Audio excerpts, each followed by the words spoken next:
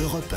Le grand direct des médias, Jean-Marc Morandini. Et le fait média du jour, c'est donc ce témoignage bouleversant d'un journaliste américain qui était le compagnon de la reporter abattue en direct à la télévision il y a 3 semaines. Jérôme Yannichenko, bonjour. Bonjour Jean-Marc. C'est un moment extrêmement poignant qu'ont vécu les Américains. Oui, ce journaliste s'appelle Chris Hurst. Il est présentateur sur la chaîne WDBJ. Il anime les tranches d'informations sur cette antenne locale de CBS diffusée dans l'État de Virginie.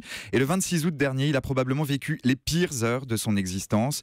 Devant son poste de télévision, il assiste à cette scène effroyable, le meurtre en direct de 2 de ses collègues, la reporter Allison Parker, 24 ans, et son caméraman Adam Ward, 27 ans. Vous vous souvenez peut-être de ces images glaçantes. Le meurtrier, un ancien employé de cette chaîne locale, avait filmé son geste avant de poster la vidéo sur les réseaux sociaux.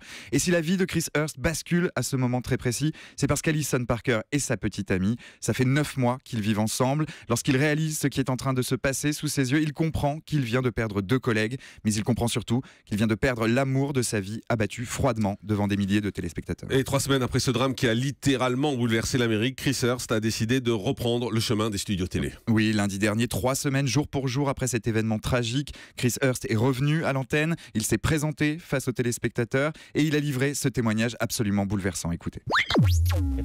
C'est bon de revenir parmi vous, chers amis. Toute notre famille continue de vivre le deuil d'Adam Ward et de mon amour Allison Parker. Mais 2 semaines et demie après leur meurtre, je peux vous dire que la guérison a commencé. J'étais loin de vous, vivant mon deuil avec les proches d'Allison, et j'ai rencontré de nouveaux amis à Newton et Aurora. Il y a eu beaucoup de larmes, beaucoup de rires aussi, et des réponses.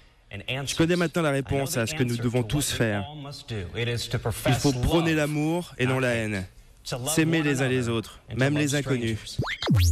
Alors malgré la souffrance, Chris Hurst reste d'une grande dignité, il semble même presque apaisé. Vous l'avez entendu, son travail de deuil, sa guérison comme il l'appelle, a d'ores et déjà commencé. Et pour lui, cette guérison passe aussi par un retour sur les plateaux. Oui, dans ce message, le journaliste fait preuve aussi d'une grande sagesse. Oui, malgré la perte de sa fiancée qu'il avait décidé d'épouser dans les prochains mois, Chris Hurst ne ressent pas de haine, ses mots sont justes et il témoigne seulement de l'amour qu'il continue de porter à sa compagne. L'amour qu'Allison et Adam nous envoyaient ne pourra jamais nous être repris, même si eux nous ont été enlevés. Elle et moi, nous sommes tombés amoureux dans cette rédaction et nous avons toujours encouragé nos collègues, essayé de rendre les choses meilleures ici. C'est ce qu'elle faisait aussi en rentrant dans vos foyers tous les matins. N'oubliez pas leur amour, il vous nourrira pour le reste de vos jours. Et la mère d'Allison m'a fait part de cette prière, une prière qui nous guide aujourd'hui.